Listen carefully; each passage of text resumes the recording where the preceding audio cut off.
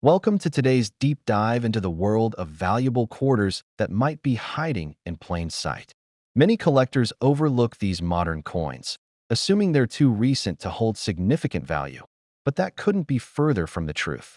Today we're exploring three specific quarters from 1996, 1972, and 1970 that have surprised the numismatic community with their worth. These aren't just historical artifacts. They're potentially valuable pieces that could be sitting in your collection right now. Let's start with the 1996 Washington Quarter. At first glance, this coin appears completely unremarkable. It features the familiar profile of George Washington on the obverse and the classic eagle design on the reverse, just like countless other quarters produced during this era. What most people don't realize is that certain examples of this seemingly common coin have commanded impressive prices at auction, particularly those with specific mint characteristics and in pristine condition. The 1996 quarter emerged during an interesting period in American coinage history. The U.S. Mint was producing coins at a massive scale, with hundreds of millions of quarters struck that year across the Philadelphia, Denver, and San Francisco mints. What makes this year special is the transition happening behind the scenes. The Mint was preparing for the upcoming 50-state quarters program that would launch in 1999, making these some of the last standard Washington quarters before the design changeover. When identifying valuable 1996 quarters, collectors should pay close attention to several key features. First, check the mint mark location just below Washington's ponytail. While Philadelphia and Denver issues are relatively common, certain San Francisco proofs have shown remarkable appreciation. The real treasure, however, lies in the condition. Most 1996 quarters entered circulation and show significant wear, but those preserved in mint state condition, particularly MS67 and above, have become increasingly scarce and valuable. The market value for these quarters varies dramatically based on condition.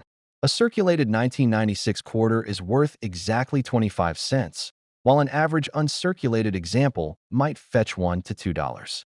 However, top-grade specimens have sold for surprising amounts. In 2019, a 1996 P quarter graded MS68 by PCGS sold at auction for $2,880. Similarly, a 1996 D in the same grade commanded $2,400. These prices represent the extreme upper end, but even MS65 and MS66 examples can bring $30 to $75, which is substantial for a recent modern coin. What's particularly fascinating about the 1996 quarter is how it represents a turning point in collecting attitudes. For decades, collectors largely ignored modern coins, focusing instead on earlier American coinage. The rising value of top-grade examples from the 1990s has challenged this perspective, creating new opportunities for those who preserved coins when others didn't see their potential. Some collectors now specifically search for high-grade modern coins, believing they represent the future of numismatic value. Condition plays an absolutely critical role in determining value for these quarters.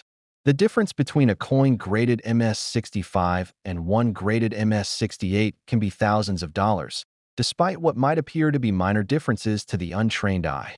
Collectors should look for coins with full mint luster, no contact marks, and strong strike details. Particularly valuable are those with frosty, white surfaces free from toning, though some attractively toned examples have also commanded premiums.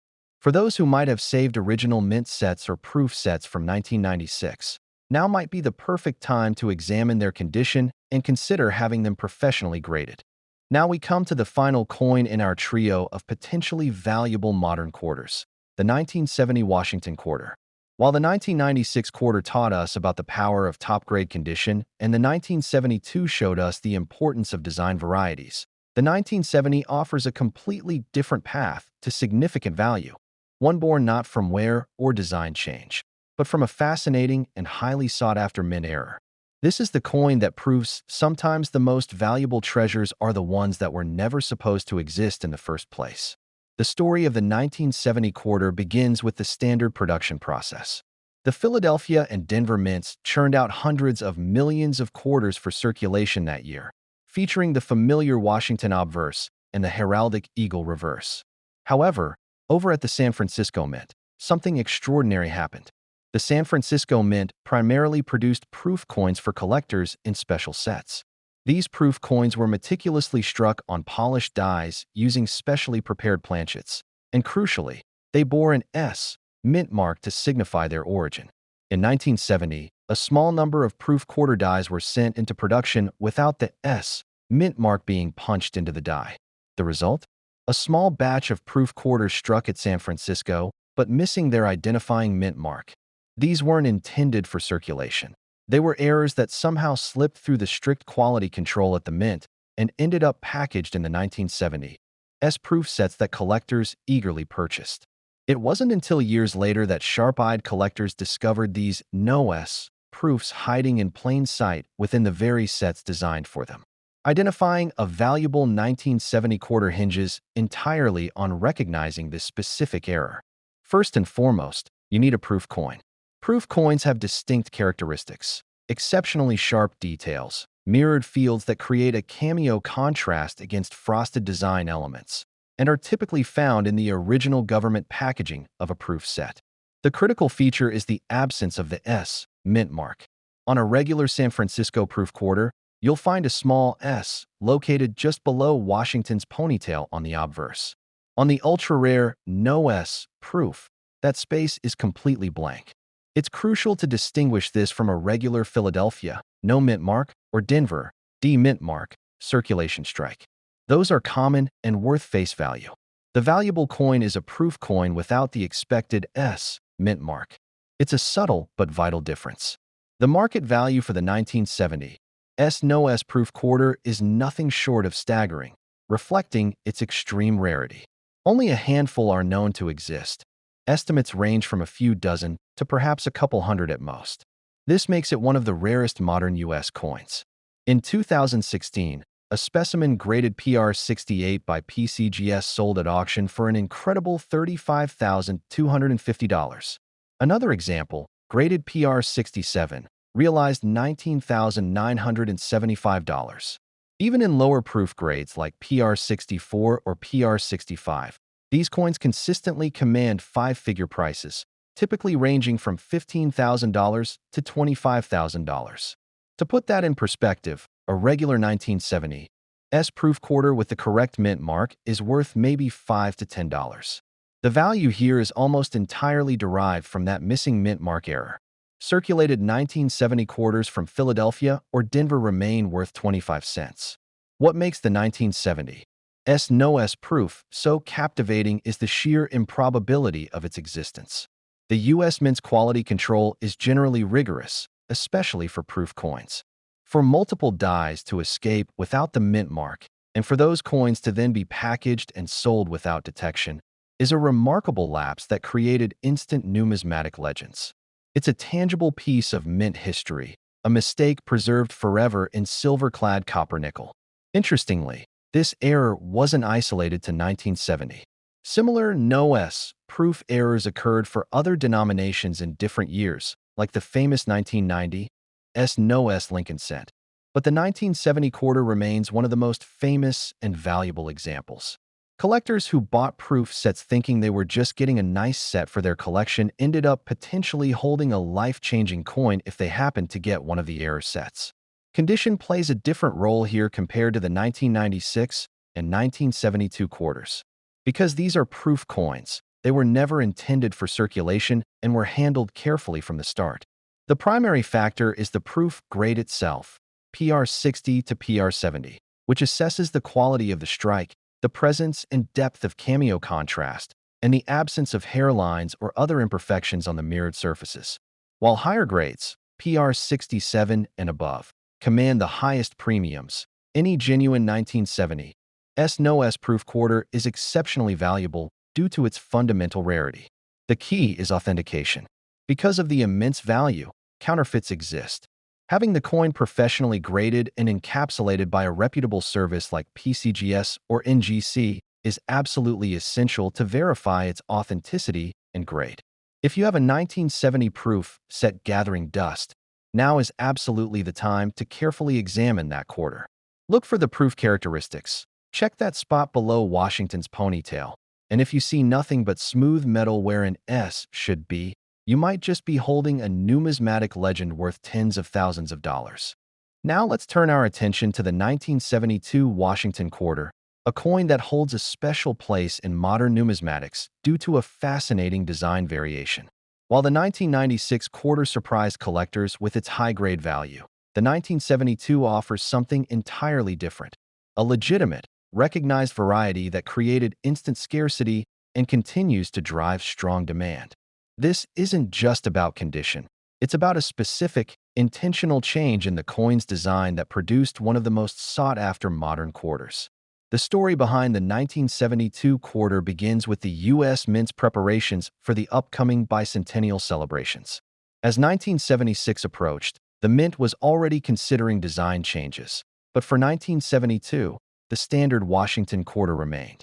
However, during production at the Philadelphia Mint, a significant modification occurred to the reverse die. The original design, known as Type 1, featured a lower relief eagle with less detailed feathers. Midway through the year, the Mint introduced a new reverse die, the Type 2, showcasing a higher relief eagle with significantly sharper, more defined feather details, particularly on the eagle's breast and wings. This wasn't an error, it was a deliberate design enhancement. Crucially, the Type 2 reverse was only used for a portion of the year's production run, making it inherently scarcer than the common Type 1. Identifying the valuable 1972 Type 2 quarter requires careful examination of the reverse. Focus on the eagle just above the words quarter dollar. On the Type 2, the feathers on the eagle's breast are distinct, sharp, and well separated, almost appearing like individual scales. The feathers on the eagle's wings are also much more pronounced and detailed compared to the softer, mushier look of the Type 1. The space between the eagle's right wing, as you view it, and the letters of a Mary is typically wider on the Type 2 as well. While the obverse remained unchanged, some 1972 quarters also exhibit a doubled die obverse, noticeable a slight doubling on the words, "In God We Trust" and "Liberty." But the primary value driver is the Type 2 reverse. The market value for the 1972 Type 2 quarter reflects its scarcity and collector interest. A circulated example, even in decent condition, might only be worth $1 or $2 above face value. However, the value escalates dramatically with uncirculated grades. An MS-63 example can fetch $15 to $25, while an MS-65 might command $75 to $125. The real excitement comes with higher grades. In 2021, a 1972 Type 2 quarter graded MS-67 by PCGS sold at auction for an astonishing $14,400. Even MS-66 examples regularly sell for $300 to $600, a significant premium for a coin produced over 50 years ago. The common Type 1 variety, by contrast, is worth little more than face value unless in pristine MS-67 or better condition. What makes the 1972 Type 2 particularly intriguing is how it demonstrates that rarity isn't always about age or low mintage figures. The Philadelphia Mint produced hundreds of millions of quarters in 1972, yet this specific design variety, produced for only a few months, became highly collectible. It highlights the importance of die varieties in modern numismatics. An interesting footnote is that the Type 2 reverse design was essentially a refinement that previewed the even more detailed eagle that would appear on the bicentennial quarters just a few years later. Collectors who discovered this variety early on, recognizing the distinct reverse details, were well positioned as interest grew. Condition, as always, plays a massive role. Finding a Type 2 in mint state is challenging because many entered circulation before collectors realized the significance of the variety. Look for coins with full, original mint luster, no distracting marks or hairlines, and sharp strike details throughout, especially on the critical reverse eagle. The difference between an MS-65 and an MS-67 can be thousands of dollars, so preservation is paramount. If you have a 1972 quarter from a mint set or an old collection, take a close look at that reverse. You might be holding a coin worth far more than you ever imagined.